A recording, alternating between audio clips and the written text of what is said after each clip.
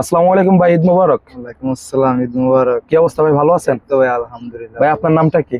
মোহাম্মদ রাকিব, মোহাম্মদ রাকিব। ভাই দেশের বাসা কোন জায়গায়? ব্রাহ্মণবাড়িয়া। বামনবাড়িয়া। ভাইয়া তো ভাই ঈদ কেমন কাটতেছে? আমাদের ভাই আমাদের ঈদের সময় ভাই কাজ করার লাগে। আজকে ডিউটি করতে আছে, সো ঈদের দিনে আজকে ভাই ডিউটি করতে আছে। সারা রাত ডিউটি করলাম, এখনো ডিউটি ভাই।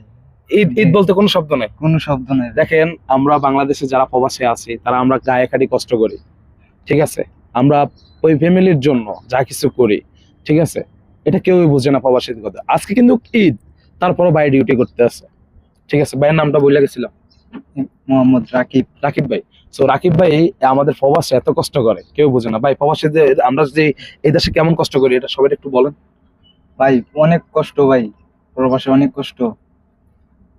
দেশের মানুষ তো ভাই বুঝে না প্রবাসে কিরকম কষ্ট, ভাই বললে বোঝাইতে পারবো না। তো ভাই অনেকটাই মানে কষ্টের মধ্যে, অনেকটাই মানে বোঝানোর মতো কথা না ভাই, প্রকাশ করে বলতে পারতেছে না, ঠিক আছে? তো কি বলবো, আর বলার কিছু নাই। সবাই আমাদের জন্য দোয়া করবেন, ঠিক আছে? প্রবাসে অনেক কষ্ট।